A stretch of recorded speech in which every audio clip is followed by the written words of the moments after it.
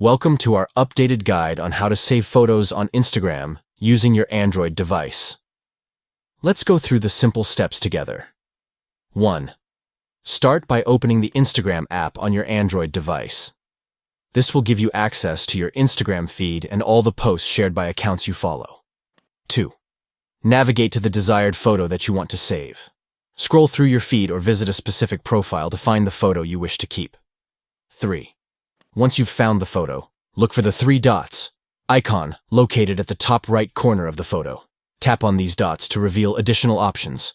4. Among the options displayed, select Save. This action will save the photo to your device, allowing you to access it even when you're offline or outside the Instagram app. By following these steps, opening the app, selecting the desired photo, tapping the three dots, and choosing Save, you can easily save photos from Instagram to your Android device. This feature is useful for saving memorable or inspiring photos that you may want to revisit later. Remember to respect the original content creators and use saved photos responsibly. Thank you for watching, and we hope this guide helps you in saving photos from Instagram effortlessly.